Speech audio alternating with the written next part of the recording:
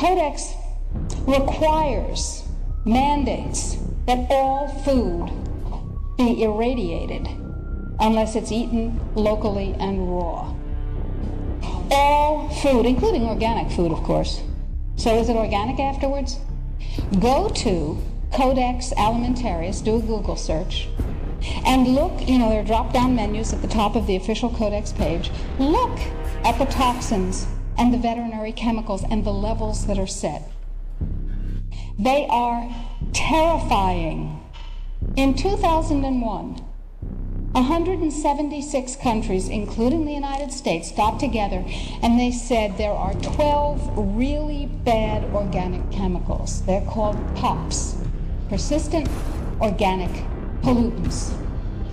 There are a lot of them, but there are 12 that are so bad that nobody could disagree that those 12 POPs had to be banned worldwide.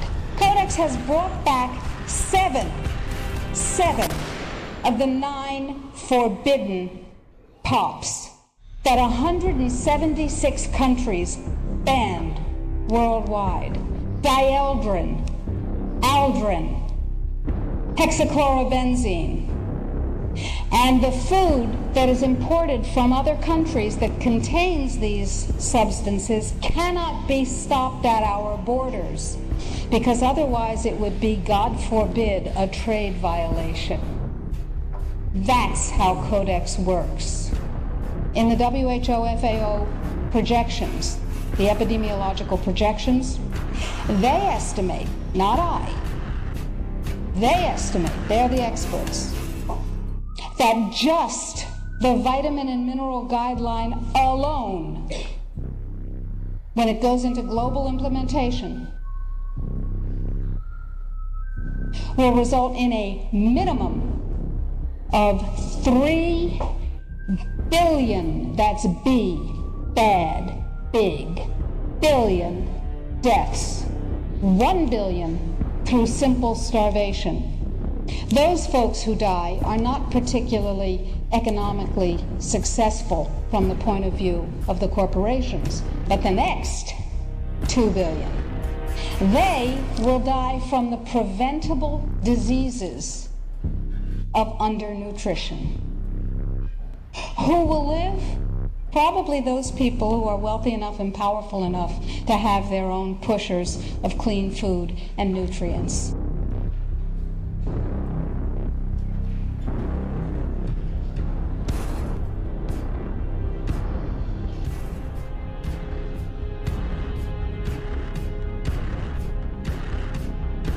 Really, whether you need it or not, it's a virtual medicine cabinet in your tap water if you live in many, many areas across the country. There's a scary new report out today.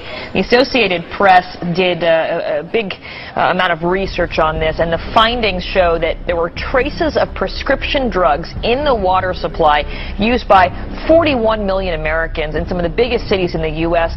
The list includes over-the-counter pain medication, mood stabilizers, even hormones. CNN's Elizabeth Cohen joins us now from the Medical Update desk in Atlanta. First, explain where they found it and what it is that they found, Elizabeth. Well, the Associated Press, Karen, they spent 5 months investigating this, and they looked at various municipal water supplies. Not all of them keep track of whether or not there are pharmaceuticals, but the ones that do, they all had traces of various medicines. And I'm going to give you a list. This will give you some idea of the kinds of things that they found. For example, in Atlanta, where I am right now, they found that the water contained traces of antibiotics, blood pressure drugs. In Cincinnati, cholesterol drugs, they found a trace of one of those, and estrogen that women sometimes take for medicinal reasons. And in New York City, they found a trace of a seizure drug and an anti-anxiety drug. Now, to give you sort of the big picture, how many drugs did they find in the drinking water? In Philadelphia, they found trace amounts of 56 different drugs. In New York City, they found traces of 16 drugs, and in northern New Jersey, 13 drugs.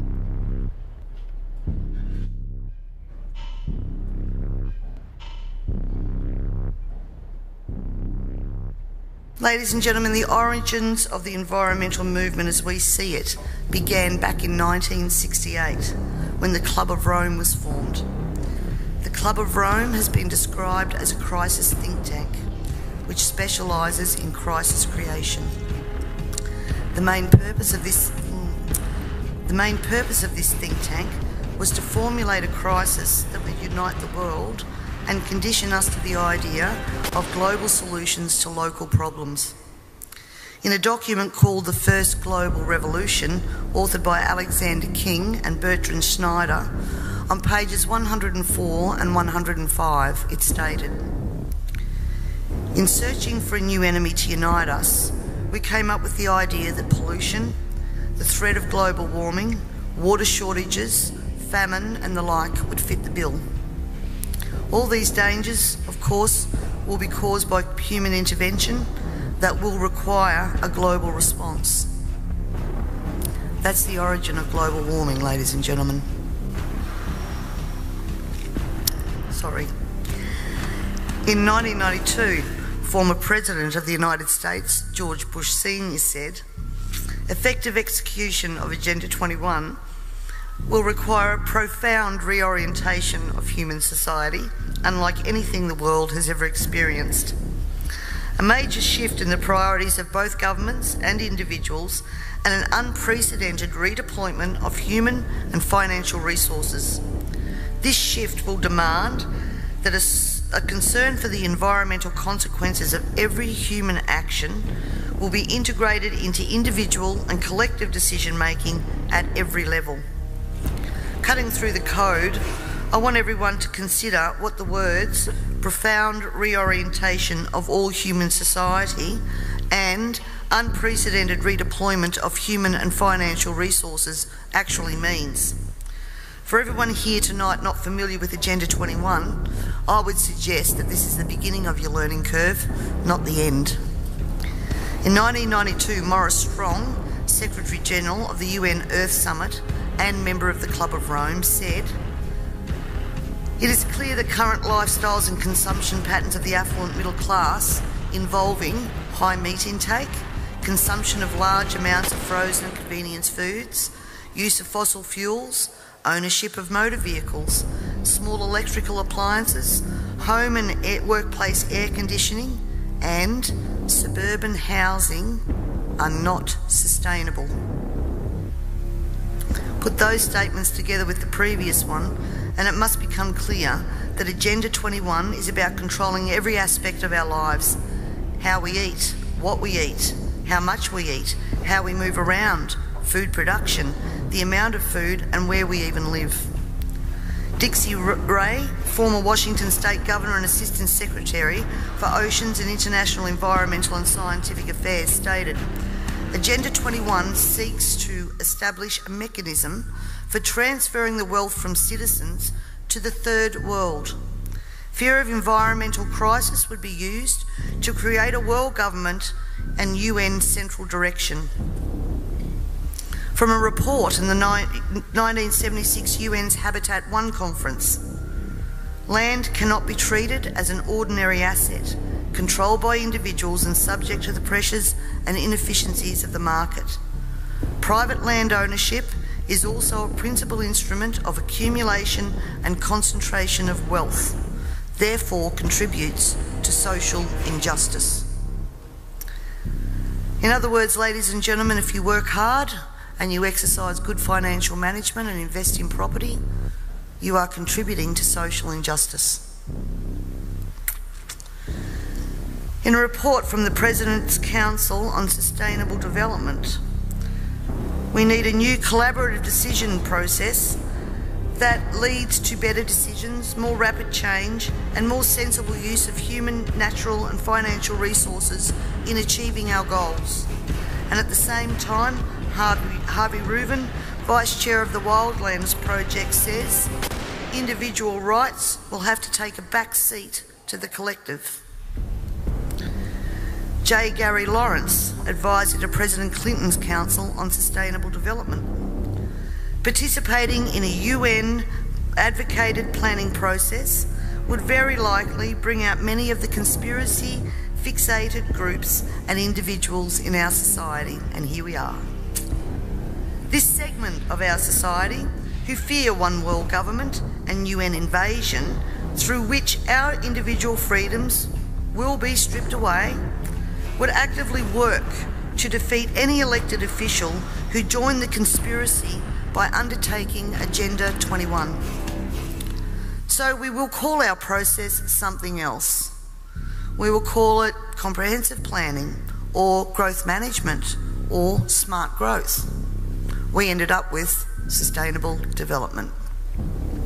The redeployment of human and financial resources has now become visible to us all via the cut to services and programs to assist the sick, the young, the elderly, and of course the creation of another level of poverty now identified by the term the working poor. I was speaking to a person last week and he said to me, if Hitler was still around, he'd be sitting back thinking, I didn't need bullets for a global takeover. And he'd be right.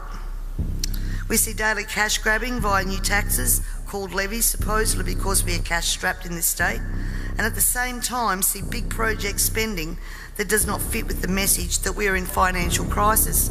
But we the people have to tighten our belt, while the government seems absolutely unaware and unconcerned of the amount of debt that it is accumulating.